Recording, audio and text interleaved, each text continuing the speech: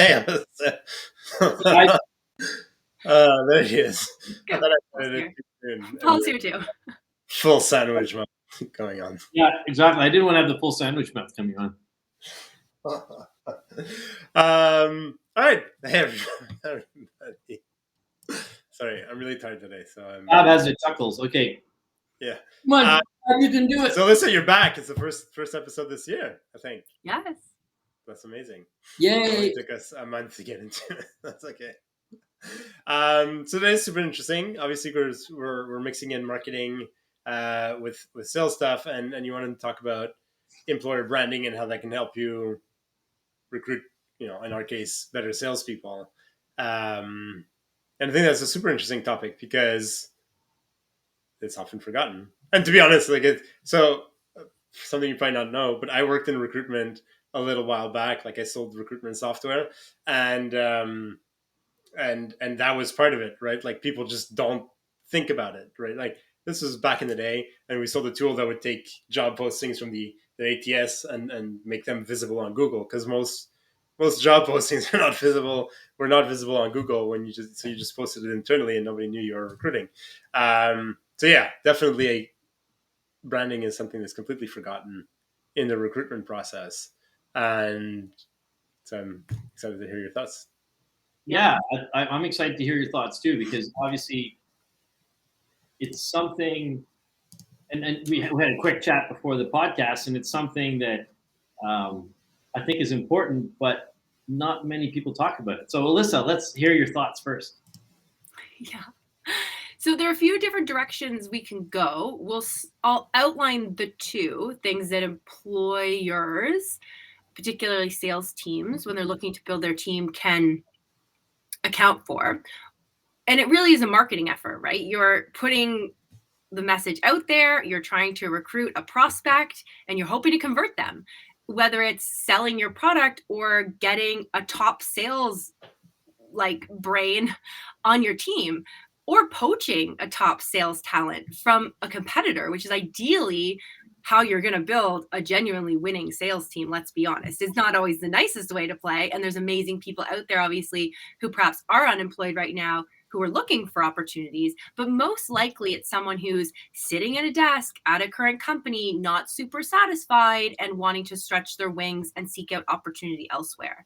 So what are you doing as an employer to make sure that if that individual gets wind of you, creeps you, reaches out to learn more about you, checks out your website, you look like a really valuable and enticing employer?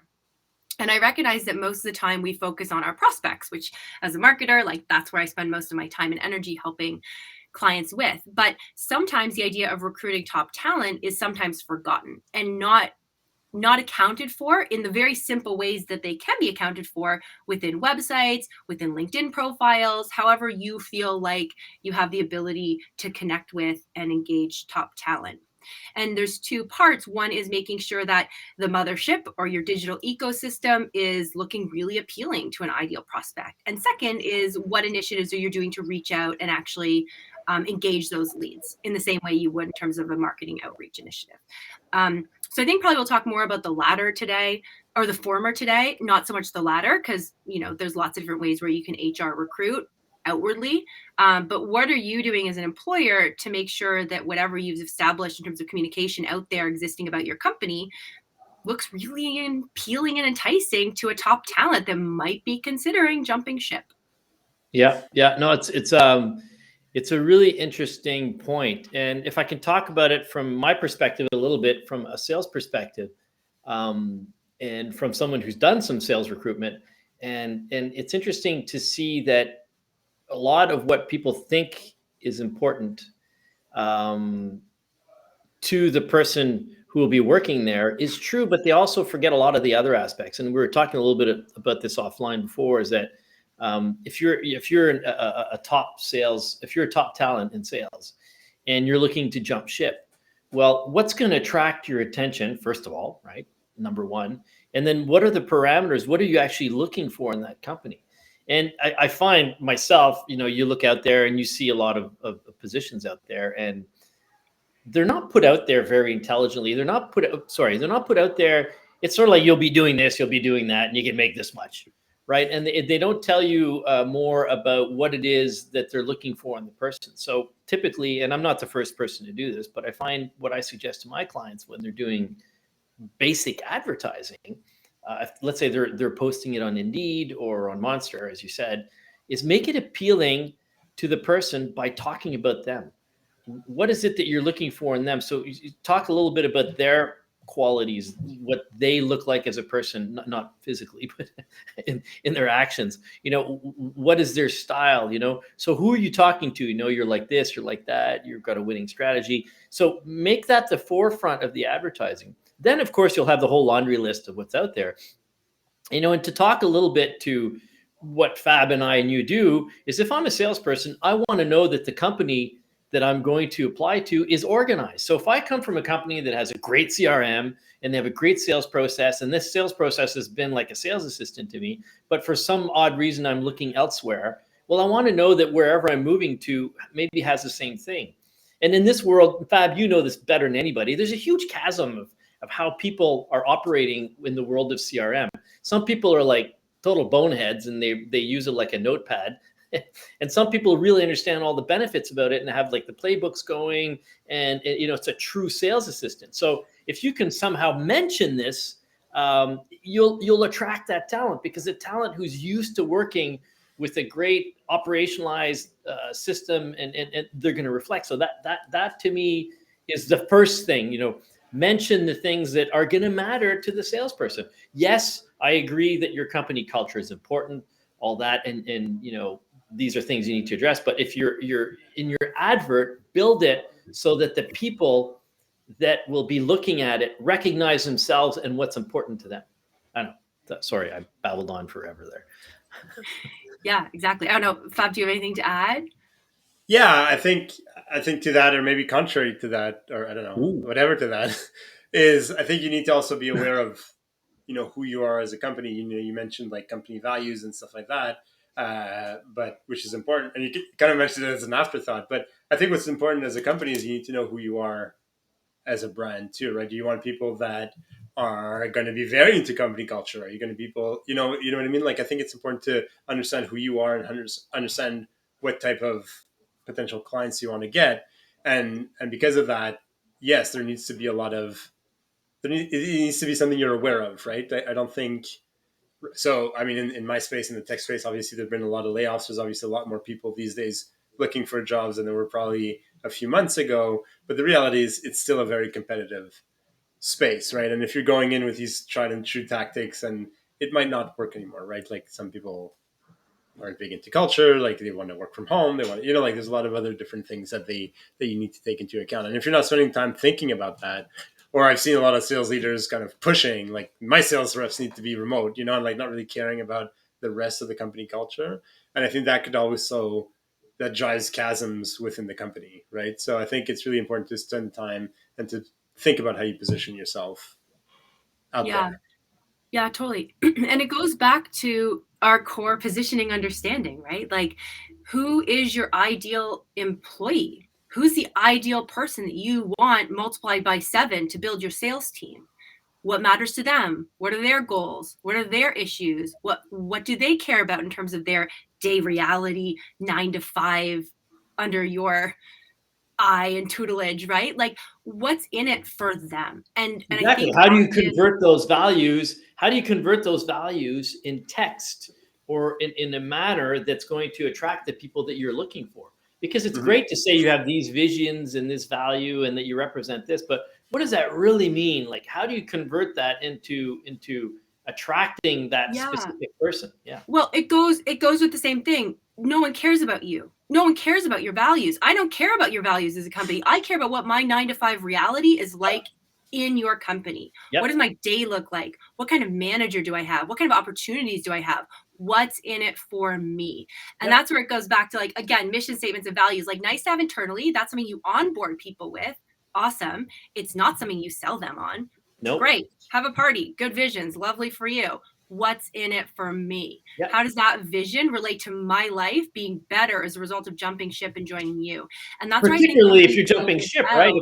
If If you're an A player jumping ship, it's even more important, right? I mean, you're trying to attract someone, get them from somewhere else. So, hey, don't start shooting your visions and mission at me. Tell me how it affects me in my day-to-day activity. And this is true for sales, but I think it's true for anybody, right? I mean, I think it's true for any department. It doesn't matter. And I think a lot of times companies think they're still in the driver's seat. Even if there's a surplus of unemployed people out there, you want the best person. And it's kind of like when you think of CPGs going into like commerce programs to recruit new students, right? I don't want the worst person in your class. I know there's 50 of you. I want the best person, and all of them are competing for the best person. And so what are you doing to entice the best person? Even though you could have your pick of the litter, you only want that one. Yeah. And so that person, as a result, if 5 of them are fighting for one person, they have to choose you, not you choosing them. And so I think that's how companies should think about it, because if they really want the best, that best person is choosing them because they have lots of options, right?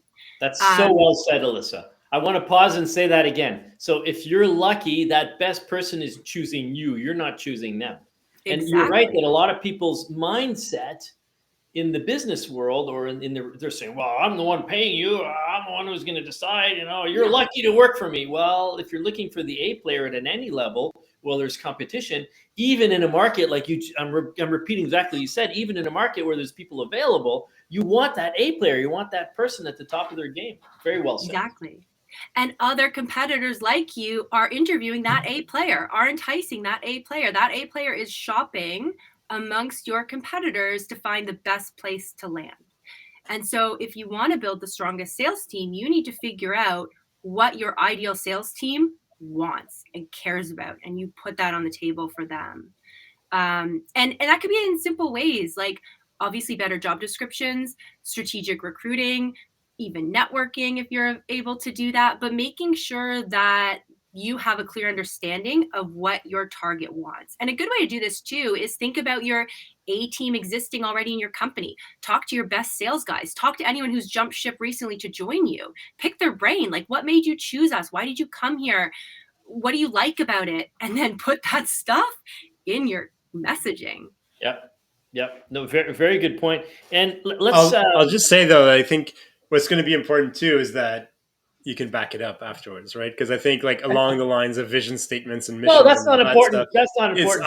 It's all easy to say like, hey, we offer the best salaries or tons of promotional opportunities. Yeah. But then at the end of the day, if you can't deliver on it, yes, you might have an easier time recruiting people, but you also have a bigger churn in employees, right? Oh yeah. You're just shooting yourself in the foot if you're disingenuous with it. Yeah, and I think the more effort you put into it, the bigger the shock is going to happen, right? Like if I'm an A player and I happen to work at a small company that doesn't do a lot of branding, a company that doesn't do a lot of branding, my expectations might not be so high, and I chose it for whatever personal reasons. I might be expecting them to not really fulfill all that they've said. But if you're coming in and you're with this grandiose, we have this crazy program to help upskill salespeople and blah blah blah and blah blah blah, and then next thing I know, it's like, oh yeah, but you don't qualify because you have to wait 6 months to be able to get it, and you have to be able to achieve a certain number of numbers, and that's clearly impossible. You know what I mean? Like then the chance of the employees leaving. So I think there's that part of the branding too that I think is important. There's what you say, but then there's delivering on it, which is almost more important. Don't lie. Yeah. Figure out and one would hope that you're making a sales environment that's appealing, right? If you're not, then you have a bigger internal issue. Like if you can't account for why joining your team is the best thing and a great thing to do, then you have a bigger internal issue. Like you better fix your team and how you operate to make it appealing, to make it a good place to work. And then all you're doing is just sharing the truth. And you do that by figuring out what makes your people happy. And again, it goes to a larger organizational plan of how do you ensure your employees are happy, satisfied, longevity, retention. That's what matters, right? You lose money. Lack of retention costs you money and time. It is dangerous to a business. It is one of the most costly realities of a business. I have an amazing client who who does this work. And so I know these things now. But it is expensive And to recruit over and over again is expensive. To lose people, to retrain people is expensive. So you want let's to make sure you're address doing that it a right second. the first time. And let's address that a little bit. And I think if I can give an analogy here, and I was thinking about this, it's sort of like when you go out and want to hire a contractor to do work on your house, we often say, well, I'll try to hire the cheapest contractor, right? And then often hiring the cheapest contractor ends up costing you more in time and even in money, and ends up being the worst solution. So sometimes investing in what you need to do right for these people, either paying them properly or having the right structure internally or being authentic, is going to pay off a lot more. And you're right, you're correct. And if you have huge turnover and your business is not made to deal with that turnover, it ends up costing you a lot more. So you probably need to have a reset on what are my expectations and what am I really delivering. I remember in the past I had a client who had huge churn, and he was always blaming the market, and said, well, maybe you need to look at why it is that these people aren't staying there. So I totally agree with you there, that if you're not authentic with what you really offer, but you still have to present the positive side of what you offer. You might be a small company that can't offer as much money, but you offer more flexibility, or your products are more organic, or whatever it might be. Yeah. And that's fine. And that's And okay. I think just like in branding, you're trying to, like, pure marketing branding, or what we think of when we think of branding, like you're trying to find your ideal customer, right? And I mean, the same thing with, I mean, I'll go to an extreme. I mean, even if you're a sweatshop style, like, of sales organization where it's all commission paid and it's hyper cutthroat, if that's who you are as an organization, then say that, because you'll attract reps that want to work in that environment, right? If you try to sugarcoat it, because people try to sugarcoat what they feel is a negative, if you try to, then you're just going to be hiring bad fit, right? You're going to be hiring people like, oh, wait, I didn't realize this is what's going to be it. Because if you look on your site, it's all the nice things, right? It's all the 9 to 5, the happy hours, the this and that. But the reality, those never Give you happen. snacks, Because, like, yeah, no, you're totally right. And it's important to be transparent. And again, this goes to knowing your target. It's the same thing you do for your prospects. Who is that person who will thrive in your sales environment? And you paint a picture for them. You make sure that your space and what you have to offer is enticing to them. And if it's we want someone cutthroat, we want someone aggressive, we want someone who's like, there are people out there who are like, yes, I want that. And you want those people. So yes, you're totally right, Fab. It's so important to be the more transparent you can be. And often, again, it's the exercise of knowing who that person is. If snacks don't matter to them, don't say you have snacks. Like no, say the things that matter, not the things that superficially we think everyone wants to hear. Because that's knowing your target. That's knowing your target, and that's saying the right things that will make them think, oh, that's the place for me. I'll fit in there. I want to be there. Unless you want someone who wants snacks, right? Unless if snacks is a big thing. If you want someone who's really happy about snacks and the foosball table and wants to wear a lumberjack shirt every day, then mention it, because that's who you're trying to attract. But I think what you guys are saying in general is be authentic in your message and represent what you really have to offer. But I think there's another issue here that I want to address, if you guys don't mind, is that some things are easy fixes. And some things are easy fixes in that if we're talking sales here, one of the biggest problems that happens in sales recruitment is the company's great, the culture is great, you're hiring the right people, but they have really crappy onboarding. Or they have really crappy leadership, because it's a small company and it's the first time they hire a BD. So the president's actually the sales leader, and they don't know how to do sales leadership. So make sure that you're prepared, one, for the onboarding process. Two, do you have the leadership skills yourself to have that person that you've attracted, this BD person, whoever it is, salesperson? Do you have the chops to do the right thing? And if you don't, make sure you're learning those. And then the I guess probably what's at the forefront of all that is, how are you paying them, right? Because that's very important. And some people said, okay, well, recruit, and then they don't think about remuneration, they don't think about onboarding, and they don't think about leadership. So make sure you've got your house in order before you start going out there and calling people in. But I guess it's all part of the same thing, is that what are you really offering? But some things are easier to fix, to change the culture or whatnot might be harder, but to train the leader on being a better sales leader, that's doable. to have a good onboarding that's doable and to have proper remuneration is doable. Yeah, for sure. And then on the flip side, you could look at it, well, I know this is my first sales hire, so I know it's going to be anarchy, right? Because I'm a business founder. I don't know how to manage a sale. So then hire a sales. I mean, maybe accept that you have to pay more for maybe a more senior salesperson. But it goes back to what we were saying, like your authenticity is like taking that hard look of what this actual role actually is, and who would be happy in an environment where there's no CRM, no sales leadership, no onboarding. Well, there's a profile of salesperson happy in that environment that is like part hunter and independent, but also part operational, and will help you set up the CRM and all those things as well. Given that, well, within 6 months or 9 months, they'll be able to hire somebody and themselves become a manager or whatnot. Yeah, very, very true.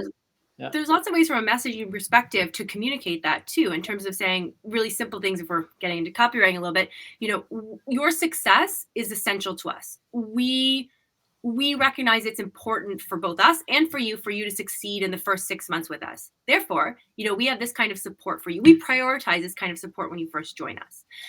Other times I've read job posts that are like, we need you to hit the ground running. And when I hear that, without being supported with, and we give you total autonomy, it means to me, we're going to give you no support and micromanage the shit out of you. And that just makes me scared, right? So there are codes for what people can kind of take away from what you're saying. Sometimes you want to make sure you're really clear and understanding, again, what matters to that person, how they can feel really comfortable and that they'll be set up for success in your organization, to make them think, oh, I'm going to take the big risk of moving here because I feel supported, or I feel like it's the right space for me. And separately from recruitment and marketing and positioning in general, Paul, I think you're totally right. I mean, to have a good onboarding system is like essential in general. Yeah, and honestly, I mean, I'm always honest, but I've worked in a lot of places, and I've rarely, even in the large enterprises I've worked in, lived through a good onboarding process. The first few weeks are usually people saying, oh yeah, I want you to go meet this person in accounting and that person in finance and this person in operations. And it's rarely is it well organized. And when it is well organized, it makes such a big difference. Sales at any level, the person, because the most stressful, and I think they've said this, is a psychology thing. The most stressful thing is changing jobs. And the first week at a new job usually is miserable. So, there's ways of alleviating that pain. Think of that onboarding process. Well, and also if no onboarding process, then you're burdening your employees to onboard unofficially their coworkers. And that makes them less productive too. Again, losing money, losing time, a less productive workforce. Like, it serves you well as an organization to have that laid out well. Otherwise, you're just taxing your team and making them less productive and angry and annoyed and all the bad things happening at once. Sorry, go ahead. Yeah, I wanted to maybe shift a bit. And so we kind of talked about some of the key points, right?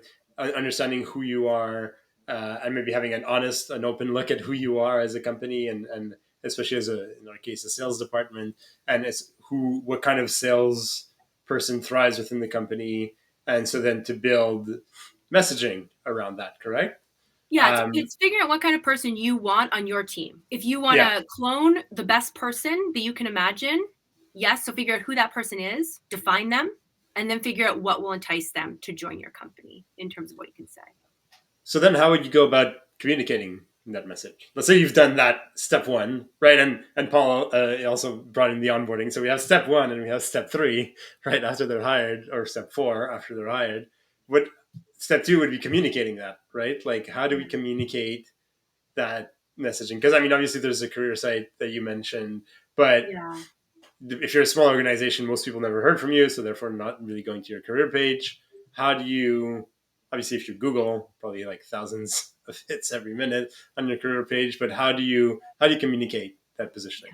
Well, being a marketing person, there's different marketing tactics you could choose. But to be honest, from an HR and recruitment perspective, you can DIY it. And if that's the case, then I don't really have as many good suggestions because I don't usually actually do marketing recruitment, but I would recommend hiring like Paul to do that work. So hire, an informed recruiting partner who can help you get the word out. I mean, I have general marketing tactics, but from an HR perspective, I'm not sure if they're all the best. Yeah, and from a sales perspective, and I totally understand what you're saying. And from a sales perspective, usually when we do a recruitment ad, we make it it's very tactical, and you make it very simple for the person to associate to what you're going to do. So you say you a lot, and you talk about what they're going to be doing a lot. I mean, it's that simple. You will be doing this. You're part of this kind of team, and then the whole vision, the mission comes out. Their responsibilities comes out. And then what you want is to attract them, say, oh, this kind of talks to me. And then they want to read the rest and find out. Yeah, but I guess the question is like the lead gen tactics. I'm guessing I'm just getting like posting on all the general sites. But I think there's value too in networking, right? Like there's a lot of networking isn't really recognized to be as valuable as it could be. And I think sales leaders, sales VPs, directors could do their own personal networking in connecting with. It's huge. You're totally right. I mean, networking, if you're lucky enough in a certain market to have a network, you mention it, you talk to people, you keep your eyes out. You can even do the good old, literal recruitment where you're reaching out and you're looking for specific candidates on LinkedIn. Or if you're lucky enough to be in an environment where you know that the job you're offering is wonderful, then you can just have the great opportunity of putting it on an advert in either Monster and Indeed, and then attracting the right people. That's wonderful. And in that type of market, it's wonderful. But if you're in a market where you're really literally trying to go get someone from a competitive company, well, then there's a whole approach of, well, you look at the players you'd like to get to, and then you reach out to them however you can to bring them. And then you have that same communication message. So yeah, I agree with you.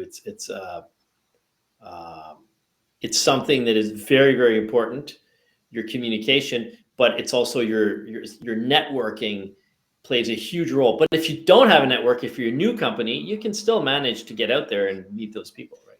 And talk to them. Yeah. I know that what I've seen work a lot too, and going back to the marketing had a thing, is content, right? I think a lot of people underestimate the power. Like let's stick with LinkedIn, like empowering especially your leadership team to be active on those platforms helps a lot, because all you need is one sales leader that clicks and shares advice on how to get promoted and how to clearly demonstrate that they're good at coaching their team and giving advice and sharing. Like I think that goes a long way also, right? Because if I'm there and I'm hearing Paul, who's like sales VP at XYZ Corp, and they're sharing all this advice on a daily, weekly basis, it's like, oh, wait a minute. Like, if I had the opportunity to go work with him, that'd be pretty cool, right? Yeah. So you're also drawing into those like marketing strategies, general marketing strategies of creating content to attract inbound, or at least encourage those discussions, right? So then when I'm leveraging my network, or when I am reaching out cold to a potential candidate, they're like, oh, wow, like this company is posting a lot of great content. Like it seems just like a nice place to work. Can I go marketing serves to recruit prospects as much as it does to recruit unofficially great employees. Yeah, and can I go on a tiny little tangent here? Because I think it's important, because what you're saying, Fab and Alyssa, it's super, I completely agree with you. To be able to post content and have people go look at you as a leader, as a sales leader, it's going to help you in attracting the right talent later. And here's the tangent, is a lot of leaders feel they don't have the qualities necessary to be posting. But, I read a great post this week saying, don't wait to be perfect. Just go out there and make it conversational. Have a quick, do a quick 2 or 3 minute video on LinkedIn talking about your challenges or what you're trying to achieve. And just being out there is better than not having anything out there. Don't wait for it to be perfect. Okay, close my parentheses. Back to what you're saying. I think it's key. If you're doing these things, if you're posting content, if you're showing what you're all about, then the person who's interested in that job say, well, I kind of know who I'm going to work for because he or she said, put a bunch of stuff on LinkedIn. I understand, I relate to them. This is someone I want to work with. So it helps a lot. It's probably even better in establishing your vision, your mission, your culture, your values, because the person's right there living, breathing in front of you. It's like watching, 10 little short films on what the person's really all about. That's a great point. Great point. Yeah. Yeah. And you can do it as both of you. obviously as a business owner, it's so important to do that. But if you are an employee, let's say a senior leader employee, I think sometimes we get pigeonholed into not thinking as an entrepreneur, as an employee. And that's where sales VPs, sales directors can do themselves a service in terms of personal branding. Like this not only helps them to build a good team at the company they're at, it helps them to build presence overarchingly to their future employers, to bigger companies who want them to come in and be a partner, to like whatever goal and career aspirations they have. So, you're an expert at your field, whether you're a business owner or an employee, and there's value depending on your personal motivation to present that and to do some personal branding. And I hate that term because sometimes it's just garbage, but in terms of being a senior leader employee, there's value in personal branding on LinkedIn. It helps you to build a good team, and it helps you from a career perspective personally as well. Yep. Yeah. Good, great point. So we The have. other piece I'll add too. Oh, go for it. No, go for it. I was going to continue on to the next topics. Okay. I have a segue too in that regard. The other really simple thing that I think companies fail to do, and this is basically how do you keep the door open for prospects to feel welcome to come to you? So again, your timing might not be right. There could be an amazing AA quality employee salesperson who's ready to jump ship and you don't have an opportunity for them. You want to make sure that there is space, that you are opening the door, a constantly open door policy for them to be able to connect with you and network and chat with you. Because then even if you don't have an opportunity, you can still connect with them later, right? So having something as simple as a careers page on your website where it says, hey, we might not have any roles open right now, but we'd love to get your resume. We'd love for you to fill out a questionnaire for us so we can learn more about you. And that puts you in the driver's seat in terms of collecting possible valuable employees, even at a time when you don't have the job to be filled. Because a lot of times it's very responsive. It's, oh God, someone just quit. Dear God, we have to fill this space. And then you go into like attack mode. But if you're always in like open door mode, you might have a bank of resumes. You might already have a number of names that you can connect with and reach out to. So that on your website is really helpful. And also on your business page, or even if you're a corporate company leader, link to that page too. Hey, we're always looking for amazing new teammates. We're always growing. You never know what's going to come available. Please send us your resume so we can reach out to chat. Yeah. And that's actually a good segue to where I want to go next. So we talked about, your pre-work, understanding who you are, understanding who your ideal candidate is. Then we talked about communicating all that. And then I want to talk about the actual, and I do have to be mindful of time, but I do want to talk about the actual interviewing process, because while branding and positioning, people feel it's like logos and images and websites, it's actually what we talked about, the authenticity, right? The whole process that you're going through. And I find part of that, and maybe that's the operational side of me kicking in, but there's often a big drop there, right? Like it's all nice and dandy. I'm speaking to, sorry, Paul, I'm picking on you, but the Paul sales VP, it's all amazing. This is a great place. Oh yeah, now you need to go through our application system. And it's like this old school, like upload your resume, but still fill in 65 properties that's saying the exact same thing. And, wait for HR person to maybe contact, you know what I mean? Like, I feel like that's something that's overlooked when we talk about employer branding, because, we feel as a sales leaders, it's kind of out of our court, right? That's HR's court. But I think that's such a critical part of that branding, because if it makes it look all show otherwise, right? Like, oh, we have such a great culture, blah, blah, blah. And then I'm like, I remember I had a policy when I would look for work. If somebody's asking me to email them a CV, like, I'm not working for you. Like, it's all on LinkedIn. Like, if you need something, then I'm not, you know what I mean? Like, to me, that was just a sign that everything that they were talking about was just not true. So does anybody have, like, I realize it's maybe very specific to recruitment, but does anybody have an opinion on the actually interviewing process? Yeah, absolutely. So let's call it more than the interviewing process. It's the communication process, it's the interviewing process, and it's the process to getting you to onboard your candidacy. So yeah, first thing is when you're interviewing, this is the way I see it. When you're interviewing, we'll talk sales here. When you're interviewing a sales candidate, you're actually fact checking their reality. you're seeing and you're finding out whether they're just good at selling themselves or if they're really good at their job. And you're also figuring out whether they're culturally fit for your company. So now let's assume that all of that stuff is done.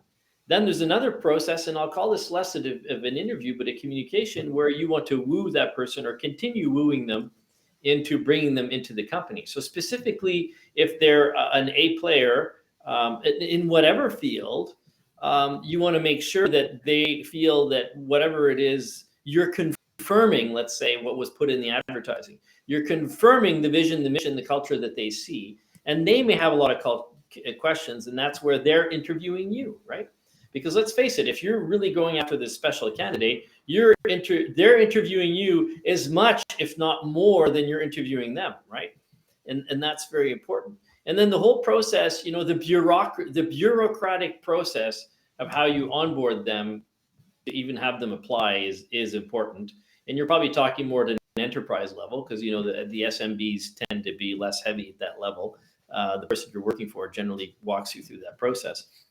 So yeah, so I would say the interview process is remember that you're also being interviewed, and remember that they are going to whoever they're going to be working with or reporting to should be considered in the game. I remember some people hiring people as leaders, and they never even had them meet some of the people on the team, and I think that's a mistake. I think it's a mistake when you're hiring a leader that's going to be leading 50 or overall have underneath them 10, 15 direct reports, and you're not having them meet any of them.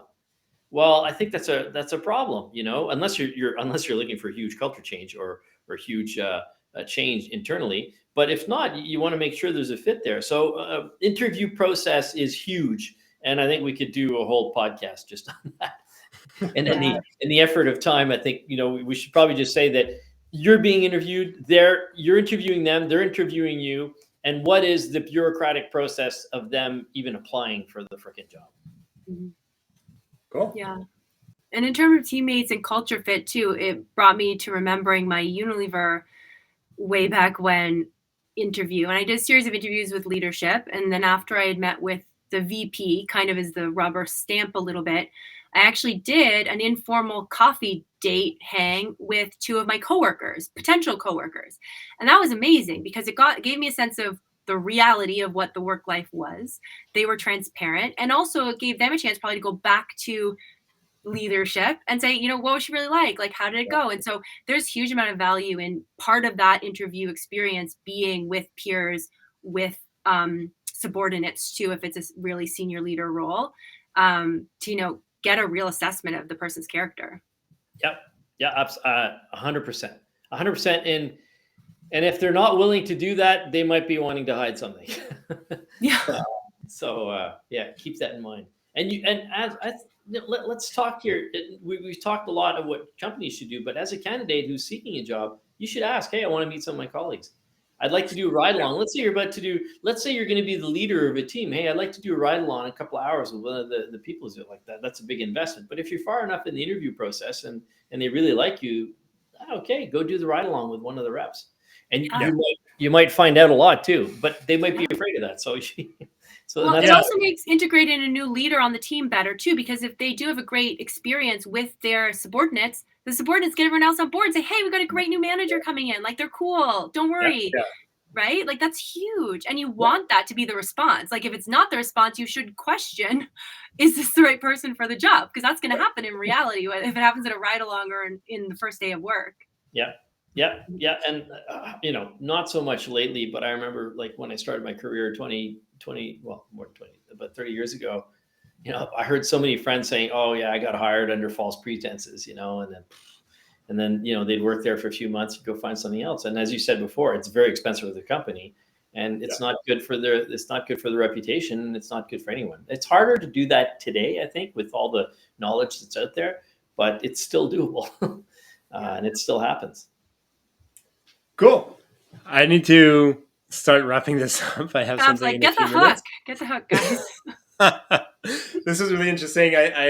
Let's talk about takeaways. I think for me, I see kind of 4 pillars, not necessarily in that order, but kind of the understanding who you are, understanding who your ideal candidate is, and also understanding what, Paul, you're just kind of alluding to. I know Alyssa, you were just alluding to here at the end, and you mentioned a few times. Understand that you're the candidates interviewing you just as much, if not more, than you're interviewing them, right? I think when you understand that, there's a big shift that happens. So that would be kind of my first pillar, first takeaway. That is learning how to communicate the brand, whether it's empowering your employees to be on the socials, whether it's having a nice well set up career page, whether it's through events and networking and all that stuff. And then, which we might do another episode on, Paul, is streamlining kind of that interview process, because that is, even though it's not communications, it's still part of that recruitment process, and things can fall off at that point. And then onboarding, right? Like, even though it's post hire, I think optimizing that, because if you don't have a good onboarding and you didn't hire the right person, you might find yourself in a recruitment mess sooner rather than later, because that person has left. Those were my 4 takeaways. I love your takeaways. They're awesome. All right, everybody. Anything else to add? Not for me. I think you covered it good. very well. You're good. You're slick. All right. Guys. Thanks, Alyssa. We'll see you next month. Always. Bye. Yes. See you next All month. right. Bye. Bye.